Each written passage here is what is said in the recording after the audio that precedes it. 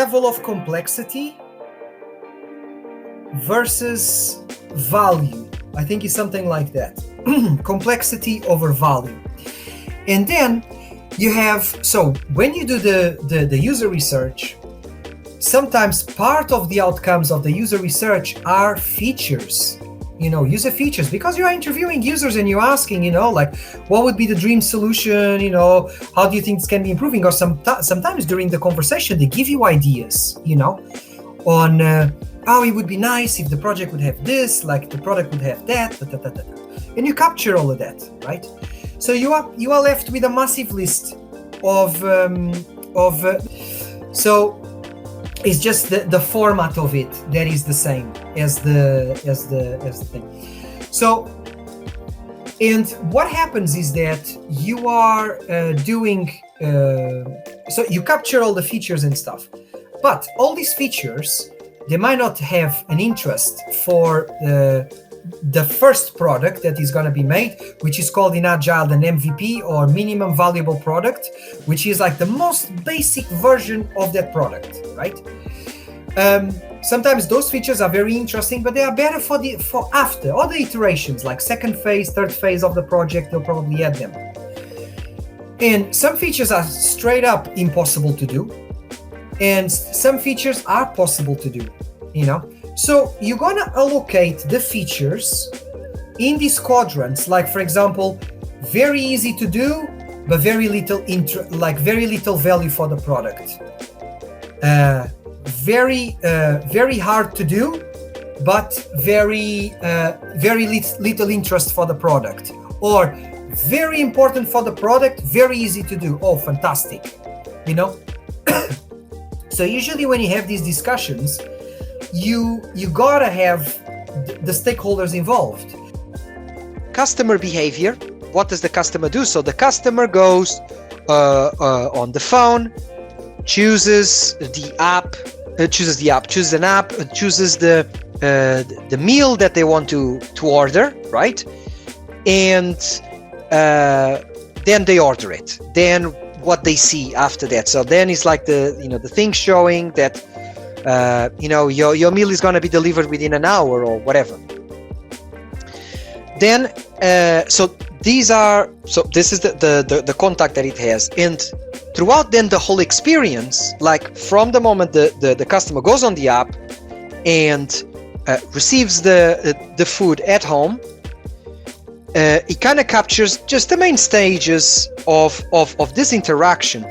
This interaction between the persona, the customer and the organization. Like for example, I'm going on the app, I'm contacting the organization, right?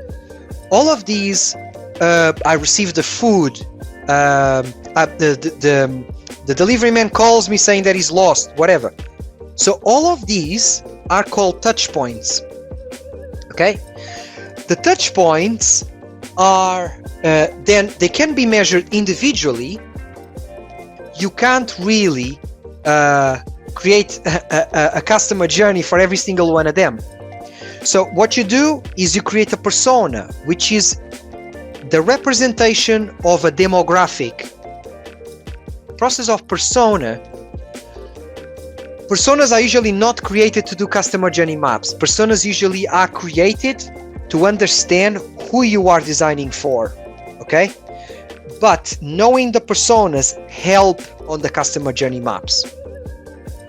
Identifying the emotions is very, very important, because like I was saying, everybody loves Apple and all, but if you guys might go to a shop and then if the assistant is rude to you, you're gonna leave the shop not thinking that assistant was rude. You're gonna think Apple is rude. Okay, so we often associate our emotions, even if they are not real. Our emotions are often subjective, that doesn't represent reality, just represents how we feel at the moment. So capturing those emotions are very important. When I used to be a salesman, salespeople usually work with a platform usually called CRM, which is customer management relationship or customer relationship management, whatever.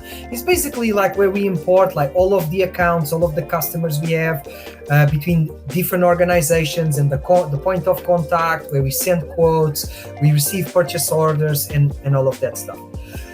And I remember many years ago when I used to work in sales. One day we were using a CRM called Sage CRM. It's one of the competitors for Salesforce, actually.